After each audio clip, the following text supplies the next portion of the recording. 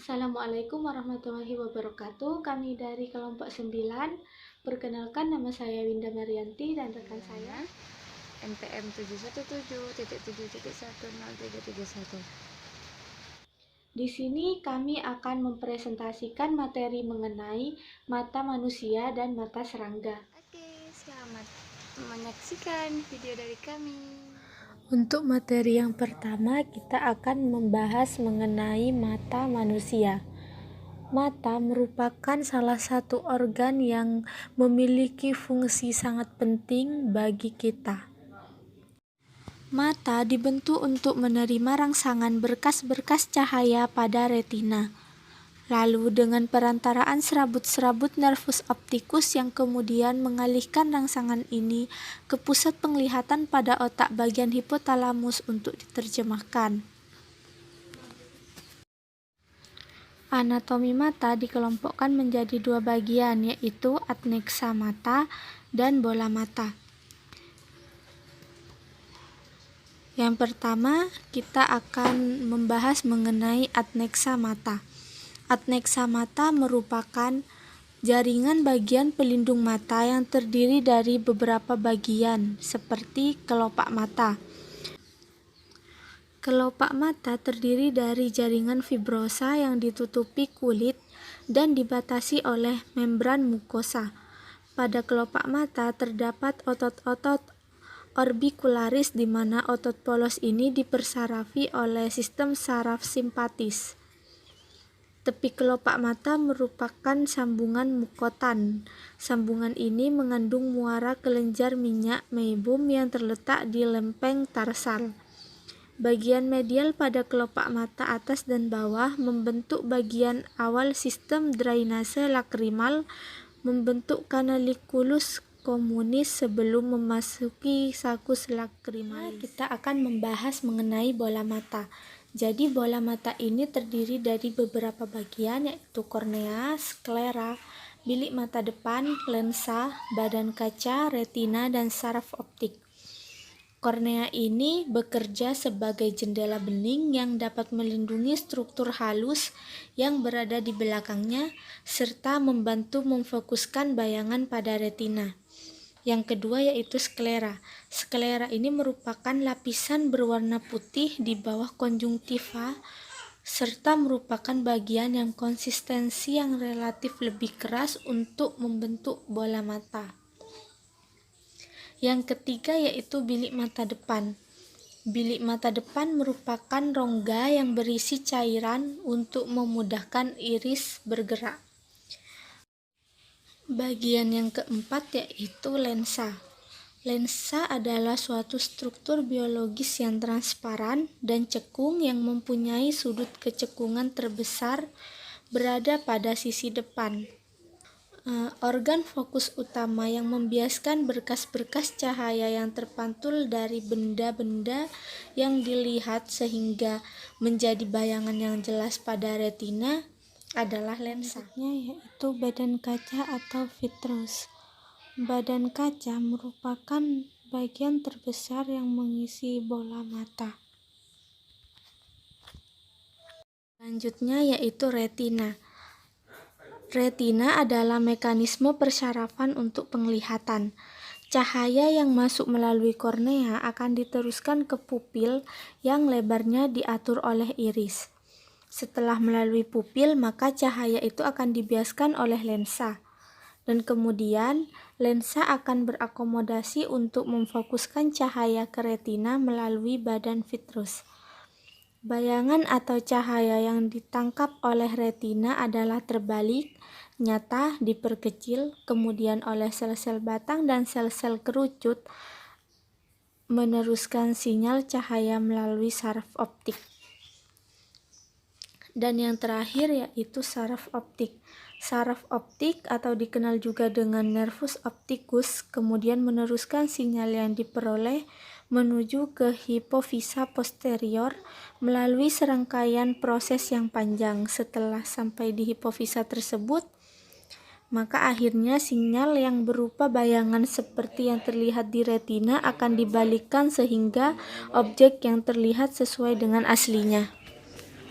Selanjutnya yaitu proses pembentukan bayangan. Cahaya yang memasuki mata melalui iris akan menembus biji mata dan oleh lensa akan difokuskan sehingga jatuh ke retina atau selaput jala. Retina adalah lapisan serat saraf yang menutupi bagian belakang.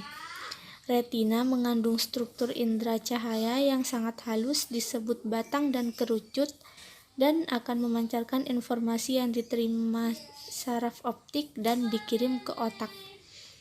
Apabila kita melihat benda yang jauh letaknya, maka otot siliari akan mengendor.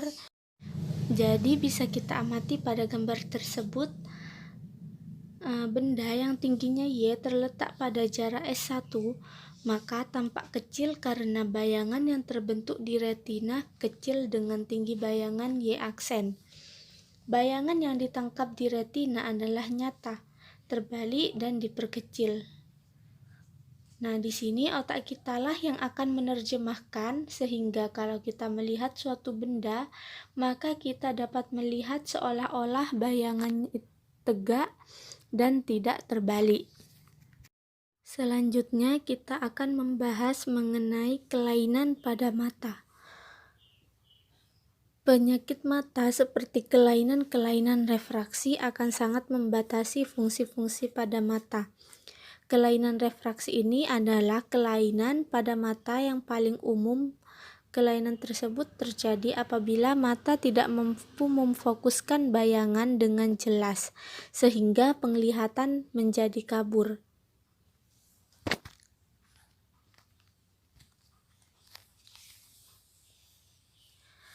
Kelainan refraksi dapat disebabkan oleh panjang aksial bola mata yang tidak normal. Kemudian kedua, kecembungan kornea atau lensa yang tidak normal. Yang ketiga, indeks refraksi yang tidak normal. Dan yang terakhir, posisi benda yang tidak normal.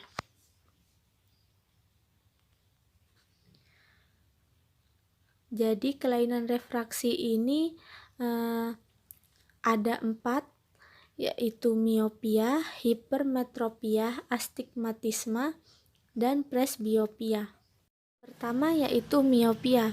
Pada miopia, panjang bola mata anteroposterior dapat terlalu besar atau kekuatan pembiasan media refraksinya terlalu kuat. Maka pasien dengan miopia ini akan menyatakan dapat melihat jelas apabila dekat, sedangkan kabur jika posisi bendanya jauh. Yang kedua yaitu hipermetropia. Hipermetropia atau rabun dekat merupakan keadaan gangguan kekuatan pembiasan mata, yaitu sinar sejajar jauh tidak cukup dibiaskan sehingga titik fokusnya terletak di belakang retina. Hipermetropia, sinar sejajar difokuskan di belakang makula luar. Tiga yaitu astigmatisme. Astigmatisme adalah suatu kelainan refraksi karena kelengkungan kornea yang tidak teratur. Dan yang terakhir yaitu presbiopia. Presbiopia adalah gangguan akomodasi pada usia lanjut yang dapat terjadi akibat kelemahan otot akomodasi dan lensa mata tidak dapat kenyal atau berkurang elastisitasnya akibat sklerosis lensa. Menjelaskan dari pemateri yang pertama, yaitu tentang mata serangga. Bisa kita lihat sendiri gambarnya. Untuk selanjutnya yang akan saya bahas adalah kepala, di mana kepala merupakan bagian anterior dari tubuh serangga yang memperlihatkan adanya sepasang mata, sepasang sungut, dan mulut. Pada serangga itu terdapat mata majemuk dan mata tunggal, di mana serangga yang mempunyai mata besar itu disebut mata majemuk, di mana itu terdiri dari beberapa ribu omatidia, dan itu termasuk ke dalam serangga dewasa. Letaknya berada pada masing-masing sisi kepala dan posisinya itu sedikit menonjol keluar. Dan mata tunggal itu dinamakan ocellus. Mata tunggal dapat dijumpai pada larva nimfa maupun pada serangga dewasa. Sedangkan mata tunggal itu mempunyai lensa kornea tunggal dan di bawahnya terdapat sel komeagen dan retina. Ini kita bisa lihat sendiri di sini ada gambar serangga, itu ada vartek, ada antena, ada mata majemuk, ada gena, ada mandibula, ada maksila. Bisa kita lihat sendiri di gambar.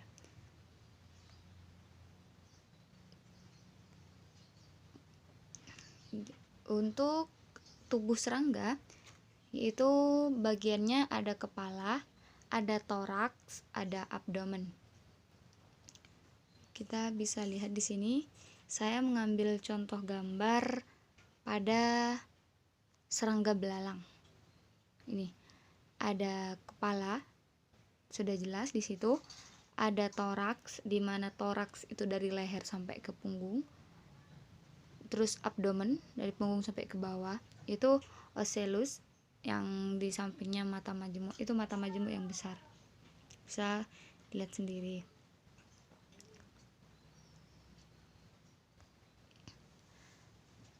Sedangkan serangga di sini memiliki banyak sekali mata untuk melihat. Nah, bedanya di sini dengan manusia, kalau manusia itu mempunyai dua belah mata, sedangkan serangga itu memiliki banyak mata, sehingga mata serangga itu sering disebut dengan mata majemuk, di mana pada masing-masing mata tersebut disebut omatidium. Di sini bagian omatidium ada lensa, ada kerucut kristalin, ada sel penglihatan, ada sel yang mengandung pigmen. Ini kita bisa lihat di sini ada faset, ada lensa, ada kerucut kristal, ada sel pigmen, ada visual sel. Serabut saraf, dari sel visual saraf optik. Untuk selanjutnya, di setiap omatidium akan menyumbangkan informasi penglihatan dari satu daerah objek yang dilihat serangga dari arah yang berbeda-beda. Jadi bagian omatidia yang lain itu akan memberikan sumbangan informasi penglihatan pada daerah yang lainnya. Jadi hewan itu melihat penglihatan dari satu daerah saja, tapi bisa menyebarluaskan informasi ke daerah-daerah lainnya. Sedangkan gabungan dari gambar-gambar yang dihasilkan oleh serangga, gambar yang dilihat oleh serangga tersebut merupakan bayangan mosaik yang menyusun seluruh pandangan serangga. Lihat, kita bisa lihat ada faset sama seperti yang tadi, seperti di gambar di awal, karena kita masih membahas omatidium. Untuk selanjutnya kita bahas soal hot. Uraikan beberapa alasan mengapa kucing dapat melihat lebih baik di malam hari. Jadi jika kalian pernah berpikir kenapa kucing kalau di malam hari itu bisa lebih jelas melihatnya, dan kenapa mata kucing itu kalau di malam hari matanya kayak memancarkan sinar gitu. Nah, jawabannya karena pada mata kucing itu terdapat kelopak, dan pada kelopak mata kucing itu terbuka pada malam hari. Dan ketika terkena sedikit cahaya, maka lapisan mata atau iris itu membuat pupil mata membesar, sehingga saat terkena cahaya yang lebih terang, pupil mengecil dan berubah menjadi garis tipis. Dan terdapat lapisan di belakang retina yang memantulkan cahaya, sehingga sel-sel batang lebih banyak daripada sel kerucut. Untuk soal yang kedua, urutan bagian-bagian mata yang benar di bawah ini. Yang pertama itu yang A, ada iris, retina, ada lensa mata, kornea, retina. Yang B, ada kornea, iris, lensa mata, retina. Yang C, lensa mata, kornea, iris, retina. Dan yang D, kornea, lensa mata, iris, retina. Jadi kita bahas terlebih dahulu, di mana kita ketahui cahaya masuk ke mata itu melalui, yang pertama melalui kornea, aqueous humor, terus pupil atau lubang yang dibentuk oleh iris, terus lensa, terus cairan mata atau disebut vitreous humor, Terus bintik kuning bagian retina yang paling peka cahaya. Jadi kita sudah bisa melihat dari pembahasan di bawah bahwa jawabannya itu B. Ada kornea. Yang pertama ada kornea, terus ada iris, ada lensa, ada retina. Ini merupakan soal HOTS yang ketiga dengan ranah kognitif C4. Pertanyaannya yaitu, daya akomodasi pada lensa mata adalah A. Kemampuan lensa mata untuk memipih dan mencembung. B. Kemampuan lensa mata untuk bergerak maju atau mundur. C. Kemampuan lensa mata untuk membesar atau mengecil. D. Kemampuan lensa mata untuk memipih. Dan E. Kemampuan lensa mata untuk melihat benda. Jadi di sini dijelaskan bahwa daya akomodasi mata atau daya suai mata adalah kemampuan otot siliar untuk menebalkan atau memipihkan kecembungan lensa mata yang disesuaikan dengan dekat atau jauhnya jarak benda yang dilihat oleh mata. Jadi dapat disimpulkan bahwa jawabannya yaitu A. Kemampuan lensa mata untuk memipih dan mencembung. Soal HOTS yang terakhir dengan ranah kognitif C4. Soalnya yaitu kelainan reaksi karena kelengkungan kornea yang tidak teratur disebut dengan A. Miopia, B. Presbiopia, C. Hipermetropia, dan D. Astigmatisme. Jadi tadi sudah dijelaskan bahwa miopia adalah suatu kondisi saat benda yang dekat tampak jelas, tetapi yang jauh itu kabur. Presbiopia adalah gangguan akomodasi pada usia lanjut yang dapat terjadi akibat kelemahan otot akomodasi dan lensa mata berkurang elastisitasnya akibat sklerosis lensa. Hipermetropia ini adalah keadaan gangguan kekuatan pembiasan mata, yaitu sinar sejajar jauh tidak cukup dibiaskan sehingga titik fokusnya terletak di belakang retina. Dan yang terakhir yaitu astigmatisme. Astigmatisme ini merupakan kelainan refraksi karena kelengkungan kornea yang tidak teratur.